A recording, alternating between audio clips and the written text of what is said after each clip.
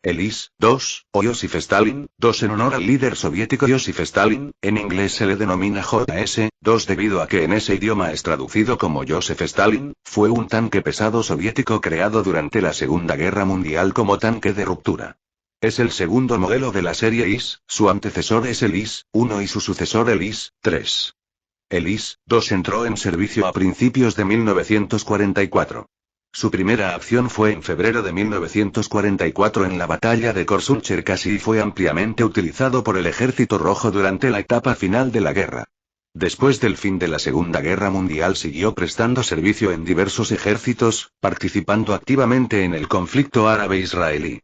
En 1995 este tanque fue oficialmente dado de baja en el parque de vehículos ruso junto al T-34.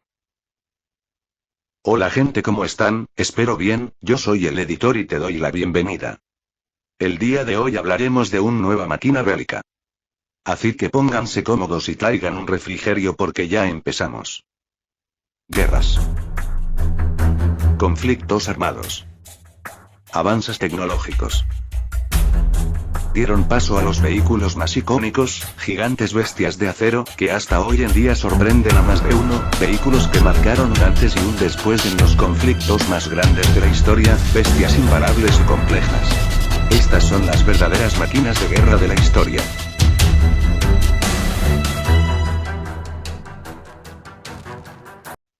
La Guerra Civil Española mostró algunas deficiencias y ventajas de los tanques soviéticos allí enviados. Escaso blindaje pero buena movilidad entre otros aspectos importantes.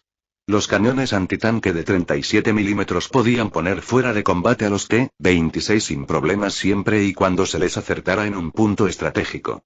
Esto hizo patente la necesidad de un tanque que aguantase los impactos de la artillería antitanque en misiones de ruptura, que en esos momentos eran llevadas a cabo por los tanques ligeros BT, que avanzaban a altas velocidades haciendo la ruptura. Sin embargo, no dejaban de ser vulnerables a todo tipo de arma antitanque, al igual que los citados T-26, por lo que se pensó en la necesidad de un tanque que aguantase dichos impactos en ataques de ruptura, de donde nació el KV-1. Los KV-1 tenían un blindaje de hasta 75 mm de espesor en el glacis, lo cual los convertían en invulnerable a los cañones de la época, pero todo ello a expensas de la velocidad, pues con un máximo de 34 km por hora, el T-34 pronto hizo gala de sus ventajas sobre este, sustituyéndolo por completo. Cuando los alemanes comenzaron a montar los cañones largos de 75 mm y los antitanque PaK-40, el KV-1 se volvió tan vulnerable como el T-34 y en cambio, poseía el mismo armamento y una menor movilidad. En resumen, el KV-1 ofrecía unas condiciones desfavorables en cuanto al T-34, que era más manejable, iba igual de armado y era más barato. Se hicieron algunas versiones del KV-1 más ligeras e incluso algunas más pesadas, pero los resultados fueron insatisfactorios. En la batalla de Kursk, los soviéticos capturaron algún Tiger I y lo compararon con sus KV-1, sacando las conclusiones de que era inferior en todos los aspectos al modelo alemán y por tanto, se requería una solución, pues el cañón F-34 de 76,2 mm no era suficiente contra los Panther Tiger I para ataques frontales, por lo que hacía falta acercarse por los laterales para ponerlos fuera de combate. La captura del Tiger I en Kursk en enero de 1943 llevó a la creación de un nuevo tanque cuyo nombre en código fue Izdelille 237 artículo 237. A causa del fracaso del KV-1, se optó por cambiar el nombre del nuevo proyecto, por el de Joseph Stalin. Se hicieron varias pruebas sobre el tanque alemán capturado con diferentes cañones, donde los antiaéreos de 85 mm y el de 122 mm fueron buenos. Por necesidades obvias, se permitió la producción del KV-85 como modelo transitorio y se le dio prioridad al Izdelille 237 para que entrase en producción cuanto antes. No está claro que algún IS-1 llegara a entregarse a las unidades de primera línea, aunque la bibliografía más reciente aporta citas sobre sus escaramuzas en el frente. Lo que sí sabemos seguro es que al menos 102 de los 130 fabricados se modificaron para que montaran el cañón de D-25T de 122 mm. El primer cañón en que pensaron los ingenieros soviéticos fue en un modelo antiaéreo de 85 mm modificado, un S-53 mejorado, que montaban el KV-85 y al IS-1. Sin embargo, su potencia se consideró insuficiente para un tanque pesado que se las tendría que ver contra los tanques más pesados de sus oponentes alemanes, por lo que se barajaron dos posibilidades, el D-25T de 122 mm y meses más tarde el D-10T de 100 mm. Sin embargo, dado que el D-25T había dado buenos resultados, no hizo falta sustituirlo, sino que se enfatizó en mejorar el blindaje en vez del armamento que se consideraba adecuado. El cañón D-10T era un derivado del cañón antitanque BS-3, con una potencia de penetración de hasta 185 mm a 500 mm con proyectiles normales. Su poder de penetración era superior al D-25T, modificado del antitanque A-19, que penetraba hasta 157 mm a 500 mm, pero el corto nivel de suministros de cañones de 100 mm hizo que se escogiera el cañón D-25T. Más adelante se fabricó el cazacarros U-100 que era básicamente el chasis de un T-34, sin torreta, con el cañón D-10T como arma principal. En la posguerra todavía continuaron fabricándose algunas unidades más y continuó en servicio activo hasta 1970, cuando quedó como tanque de reserva. Ya en la década de 1950, el concepto del tanque pesado se estaba quedando obsoleto y la creación de los tanques principales de batalla, MBT, Main Battle Tank, que combinaban la buena movilidad de los tanques medios con la potencia y protección de los pesados apartó a los IS-2 del servicio activo. El T-55 sería el encargado de dar paso a una nueva era. El IS-2 nació por la necesidad de enfrentarse a los tanques alemanes más avanzados, que con sus grandes blindajes provocaban altísimas bajas en el ejército soviético y aliado en general.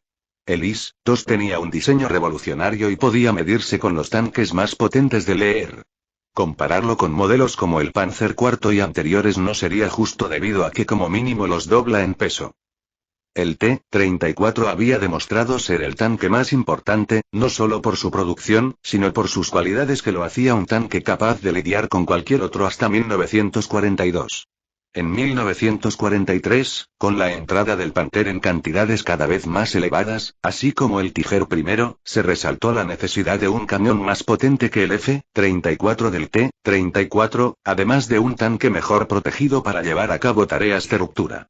Además, incluso el Panzer IV en 1943 ya tenía una protección de 80 mm en el mantelete de la torreta y del chasis 10. Una de las medidas tomadas fue la creación del T-34-85, que era capaz de penetrar los frontales de la mayoría de sus oponentes gracias a su cañón D-5T de 85 mm. Sin embargo, su protección era muy similar a la de sus versiones anteriores y por tanto, se requería un tanque pesado que resistiese ante el cañón de 88 mm alemán. El IS-2 apareció superando al Panther y al Tiger I en términos de protección y potencia, decantando la balanza hacia el lado soviético. Por ello mismo, las batallas comenzaron a cobrarse menos víctimas soviéticas debido a la gran mejora en protección. De no haberse hecho el IS-2, los T-34 deberían habérselas visto con los cañones antitanque PaK-40, lo cual supondría una pérdida enorme de personal y material bélico. El concepto del IS-2 era participar como un tanque de ruptura abriendo brechas en el frente enemigos y abriendo paso a los tanques medios que iban detrás. En dichas operaciones de ruptura deberían ser capaces de encajar los disparos enemigos y poner fuera de combate a los oponentes más peligrosos y grandes como tanques pesados o cañones antitanque. Para ello, se crearon regimientos blindados de 21 IS-2 cada uno. En un principio, y a falta de un elevado número de ellos, se emplearon en las zonas más conflictivas. En 1945 se hicieron las primeras brigadas pesadas de 65 tanques IS-2 de la Guardia Roja, junto con 3 cañones de asalto ligeros U-76, 19 transportes blindados de personal y 3 automóviles blindados BA-64. Estaban reservadas para ataques a zonas fortificadas y la primera de ellas operó por primera vez en la ofensiva sobre el Oder en enero de 1945. Su primera acción fue en febrero de 1944 en la batalla de Korsun-Cherkasy. Más tarde una sola unidad formada por 10 IS-2 del 72 Regimiento afirmó haber destruido alrededor de 41 Tiger y Ferdinand en varios combates entre abril y mayo de 1944, alegando la pérdida de 8 tanques. El blindaje frontal resultó impermeable a los proyectiles de 88 mm, 3,46 in, a las distancias habituales de tiro alemanas de 1000 m, 1093 yardas. En abril de 1944, el Regimiento de Tanques Pesados Independiente de la Guardia mandado por el Col. Siganov libró varias escaramuzas con los Tiger I del SPZ.A.503 cerca de Tarnopol. Un solo IS-2 fue puesto fuera de combate. Un mes más tarde, cerca del pueblo rumano de Trubufrumos se perdieron 3 IS-2. Los tanques IS-2 supusieron toda una conmoción para las tropas alemanas que vieron cómo sus proyectiles rebotaban al ser disparados por los Tiger I a 3000 m de distancia. Una contraofensiva a cargo de la compañía de la Hauptmann B. Klemm detuvo el ataque soviético. Los alemanes dedujeron que las tripulaciones de los IS-2 eran muy inexpertas aún, pero comenzaban a temer el encontrarse en medida progresiva tanques IS-2 en posteriores encuentros. Durante una de estas batallas, un IS-2 individual fue dañado y luego examinado por el propio general Guderian, quien concluyó que el Stalin merecía su nombre. No te involucres en una pelea con un Stalin sin aplastar la superioridad numérica en el campo. Creo que por cada Stalin debemos dar cuenta de todo un pelotón de Tiger. Cualquier intento de un solo Tiger por luchar contra un Stalin 1 a 1 solo puede resultar en la pérdida de una máquina de guerra invaluable. Pronto, se idearon nuevas reglas tácticas para flanquear y rodear a los IS-2 y obtener disparos en sus lados vulnerables, en la parte trasera y en el sensible afuste hemisférico de la parte posterior de la torreta, y solo a corto alcance. Presumiblemente, la superioridad táctica alemana fue nuevamente llamada para la tarea. Existen rumores de encuentros de esta bestia con el poderoso Panzer VI Tiger-Ausf.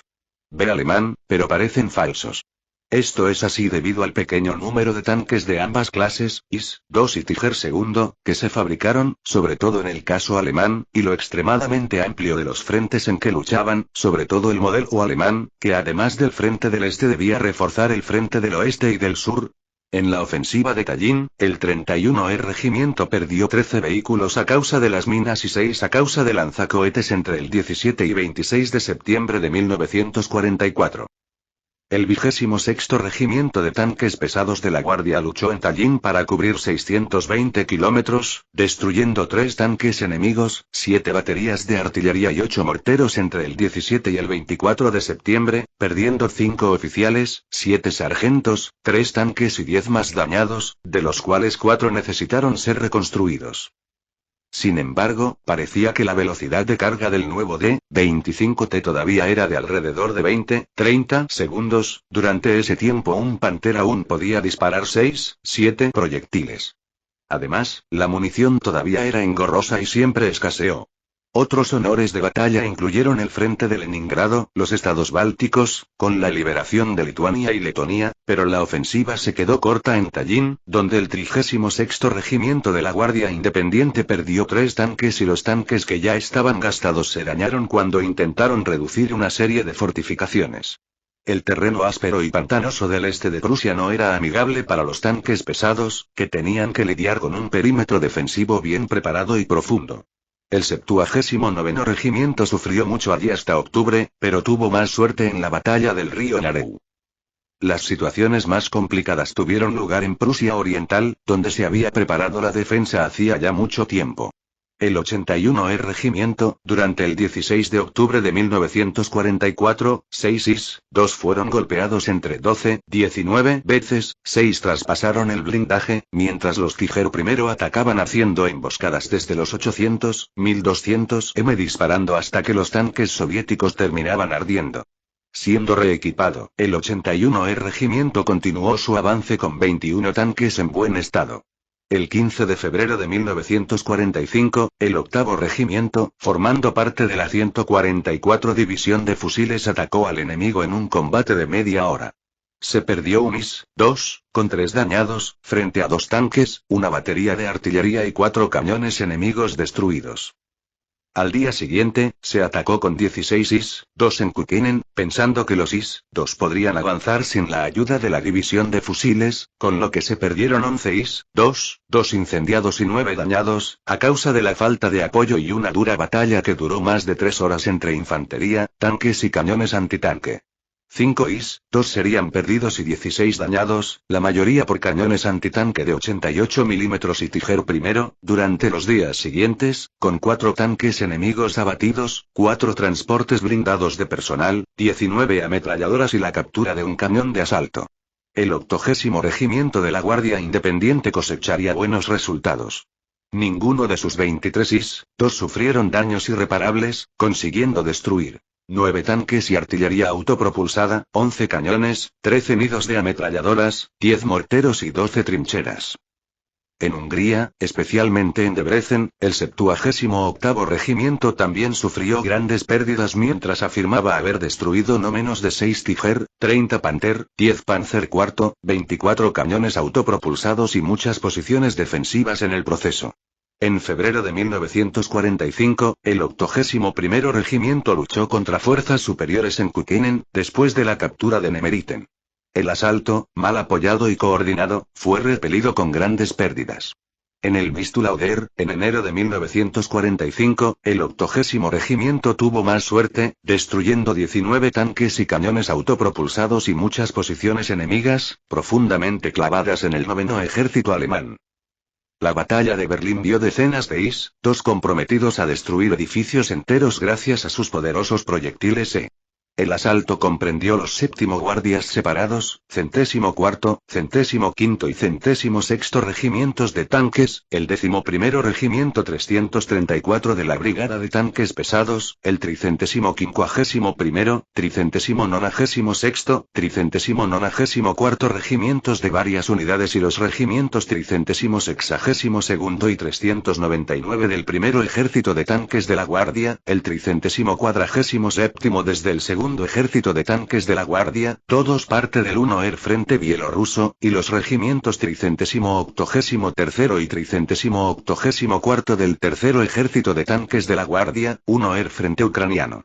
Se organizaron tácticamente en pequeñas unidades de 5 IS-2 con el apoyo de una compañía de infantería de asalto, incluidos zapadores y lanzallamas. La operación duró hasta el 2 de mayo de 1945, con más de 67 IS-2 destruidos en acción, principalmente por los Faustnik Panzerfaust. El IS-2M era el nuevo estándar de modificaciones, que se aplicó a casi todos los IS-2 restantes después de la guerra. Antes de esto, los IS-2 habían estado en la primera línea durante 15 años. Este conjunto de revisiones abarcó desde 1954 hasta 1958. A partir de 1959, algunos experimentos para convertir un número limitado de IS-2 en lanzadores móviles de misiles tácticos dieron varias versiones sin torretas. Los misiles 8K-11 y 8K-14 se transportaron y el alcance de los tanques modificados aumentó a 300 kilómetros, 186 millas. Otros se convirtieron como vehículos de recuperación blindados, en dos versiones, solo difiriendo según la posición de la cúpula del comandante. Los IS-2M participaron en la crisis fronteriza soviético-china, otros se apostaron en las Islas Kuriles y Sajalín o más tarde se convirtieron en búnkeres. Permanecieron en servicio activo el tiempo suficiente para participar en las maniobras a gran escala de Odessa en 1982. Después de esto, todos los IS-2M restantes fueron almacenados. A partir de 1995 fueron puestos oficialmente fuera de servicio y gradualmente fueron vendidos como chatarra. Quizás 100 o menos todavía están en almacenamiento. El IS-2 también equipó a las futuras naciones del Pacto de Varsovia, comenzando en 1945 con los ejércitos polaco, checoslovaco y húngaro. Los tanques polacos tomaron parte activa en el empuje final sobre Pomerania en 1945, mientras que los húngaros entraron en acción durante la Revolución de 1956.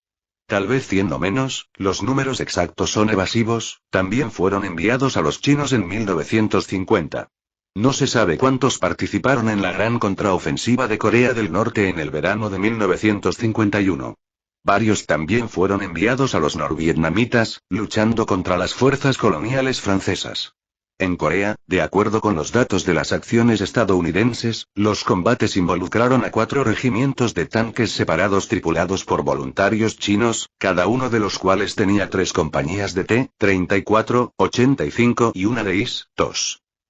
Finalmente, un lote de IS-2M llegó a Cuba a fines de 1960, pero no las siguientes piezas de repuesto, impedidas por el bloqueo de los Estados Unidos durante la crisis de 1962. 2 regimientos de 41 tanques estaban activos pero estacionados en reserva por Castro, cerca de la fábrica de azúcar de Australia, y nunca participaron en la batalla de Bahía de Cochinos. Más tarde fueron convertidos en búnkeres para la defensa costera. Y bueno gente, eso es todo, espero la haya gustado el vídeo. No olviden suscribirse, dejar su like y un comentario diciéndome qué les pareció este vídeo, y ya que estás ahí abajo pásate por mi Discord, mi TikTok y mi Insta que como siempre estarán en la descripción. Y sin más nada que decir me despido. Hasta el siguiente vídeo.